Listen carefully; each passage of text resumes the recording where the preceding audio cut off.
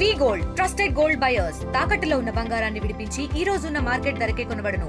మరిన్ని వివరాలకు సంప్రదించండి 77107720. 48 గంటలు అవిశ్రాంతంగా శ్రమించిన సహాయక బృందాలు ప్రస్తుతం ఘటనా ప్రదేశంలోనే ఉన్నాయి. ప్రస్తుతం రెస్క్యూ ఆపరేషన్ అంతా కూడా ముగిసినట్లు ప్రస్తుతం ఆర్డీఓ దామోదర్ వ్యక్తం చేస్తున్నారు. ప్రస్తుతం ఎన్డీఆర్ఎఫ్ బృందాలకు కూడా ఆయన కృతజ్ఞతలు తెలిపారు. దాదాపు 2 రోజుల కాలంగా వాళ్ళంతా కూడా ఆహార పానీయాలకు దూరంగా ఉండి ప్రస్తుతం రెస్క్యూ ఆపరేషన్ ముందుకు తీసుకెళ్లినట్టు పరిస్థితి. ప్రస్తుతం వాళ్ళంతా కూడా విజయవాడ నుంచి ఎన్డీఆర్ఎఫ్ బృందాలు, అదేవిధంగా సింగరేణి రెస్క్యూ టీమ్స్ అంతా కూడా వచ్చి ప్రస్తుతం ఘటనా ప్రదేశంలో నుండి గడిచిన 48 గంటలుగా రెస్క్యూ ఆపరేషన్ విజయవంతంగా ముగించాయని చెప్పుకోవాలి. 2 మృతదేహాలను ఇప్పటికే కనుగొన్నారు. ప్రస్తుతం పోస్ట్ మార్టం ప్రక్రియ కూడా కొనసాగుతుంది. ప్రస్తుతం మనకు అందుబాటులో ఆర్డీఓ దామోదర్ ఉన్నారు. సార్, భద్రాచలం పట్టణంలో ఇటువంటి ఘటన జరగడం చాలా దురదృష్టకరం. ఎందుకంటే ఒకవైపు టెంపుల్ సిటీలుగా బాసిల్లుతున్నటువంటి భద్రాచలం పుణ్యక్షేత్రంలో 2 నిర్మాణ కార్మికులు మృతి చెందడం నిజంగా బాధాకరం అని చెప్పుకోవాలి. ప్రస్తుతం ఈ ఆపరేషన్ ముగిసినట్లయినా అధికారికంగా ప్రభుత్వం తరపున మీరు ఏం చెప్తారు? గత 2 రోజుల క్రితం ఇక్కడ మనం రెస్క్యూ ఆపరేషన్స్ చేపట్టడం జరిగింది. ఈ రెస్క్యూ ఆపరేషన్లో మనకు సింగరేణి రెస్క్యూ టీం వాళ్ళు, తర్వాత విజయవాడ నుంచి వచ్చినటువంటి 2 ఎన్డీఆర్ఎఫ్ బృందాలు, మరి ఇక్కడ లోకల్ తహసీల్దారు వాళ్ళ టీము, మరియు గ్రామ పంచాయతీ వాళ్ళ సిబ్బంది, మరి ఇక్కడ చుట్టుపక్కల ఉన్నటువంటి ప్రజలు, మరి ముఖ్యంగా మన మీడియా మిత్రులు అందరూ కూడా మాకు పూర్తిగా సహకారం అందించారు. మరి మనం ఈ రెస్క్యూ ఆపరేషన్ని మనం వీళ్ళందరి సహకారంతో మనం విజయవంతంగా పూర్తి చేసుకోగలిగాము. ఇక్కడ మొత్తం కూడా అన్ని ఫ్లోర్లు ఆ శిథిలాల కింద అన్నీ కూడా మనం దాన్ని రీచెక్ చేయడం జరిగింది. ఇంకా ఎవరు లేరని కన్ఫర్మ్ చేసుకున్నాకనే మనకి ఫైనల్గా 2 డెడ్ బాడీస్ ఫైండ్ కావడం జరిగినాయి. ఒకటి ఉపేందర్రావు, ఇంకొక ఆయన కామేశ్వరరావు.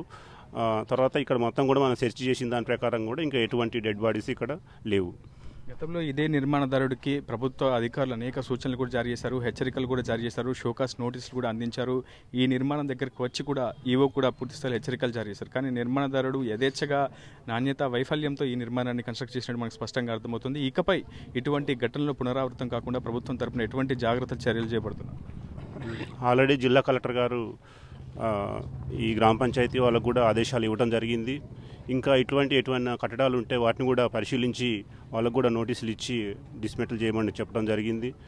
మనం మళ్ళీ ఇటువంటి ఘటనలు పునరావృతం కాకుండా కఠిన చర్యలు తీసుకోవడం జరుగుతుంది. సో మృతులకు సంబంధించి మీరు ఏం చెప్తారు? వాళ్ళ పేర్లు, వారి వివరాలు, ప్రభుత్వం తరపున వారికి ఎటువంటి ఏమైనా సాయం అందించే అవకాశం ఉంటుందో, వాళ్ళ కుటుంబాలను ఆదుకునే విధంగా ప్రభుత్వం తరపున ఎటువంటి చర్యలు చేపడుతుంది? ఇది మనకి ముఖ్యంగా ప్రైవేటుకు సంబంధించినటువంటి ప్రాపర్టీ కాబట్టి మరి దీనికి పూర్తిగా మరి ఇక్కడ యజమాని ఎవరైతే ఉన్నారో ఆయనే బాధ్యత వహించాల్సి ఉంటుంది. వాళ్ళకి నష్టపరిహారం కూడా ఇప్పించడం జరుగుతుంది. ప్రభుత్వ పరంగా వారికి వచ్చేటువంటి ఏదన్నా స్కీమ్స్ అంటే ముఖ్యంగా మనకి భవన కార్మికుల లేబర్ డిపార్ట్మెంట్ నుంచి వాళ్ళకి ఒక 80,000 వస్తాయి, అవి ఇప్పించడం జరుగుతుంది. అదేవిధంగా వీళ్ళకి ఎన్ఎఫ్బిఎస్ ప్రపోజల్స్ కూడా పంపించి దానికి ఒక 20,000 వస్తాయి. మొత్తం కూడా ప్రభుత్వం నుంచి ఒక 1 lakh వరకు వాళ్ళకి ఇప్పించడం జరుగుతుంది. మొత్తంగా మృతుల కుటుంబాలకు ప్రభుత్వం తరపున పూర్తి స్థాయిలో సహాయం అందించేలా యత్నిస్తామని చెప్పి అటు ఆర్డీఓ దామోదర్ చెప్తున్నారు. ఖచ్చితంగా ఈ ఘటన జరగడం దురదృష్టకరం. మరోమారు ఇటువంటి ఘటనలను పునరావృతం కాకుండా ప్రభుత్వం తరపున చర్యలు తీసుకుంటాం. ఇప్పటికే జిల్లా కలెక్టర్ జతేశ్వరి పాటిల్ సూచనల మేరకు కూడా భద్రాచలం పట్టణంలో ఉన్నటువంటి అక్రమ కట్టడాల వివరాలన్నింటినీ కూడా సేకరిస్తున్నాం. మరిన్ని వీడియోస్ కోసం ఛానల్ ని సబ్స్క్రైబ్ చేయండి. లేటెస్ట్ అప్డేట్స్ కోసం వాట్సాప్ ఛానల్ ని ఫాలో అవ్వండి. ఆ లింక్ డిస్క్రిప్షన్ లో ఉంది.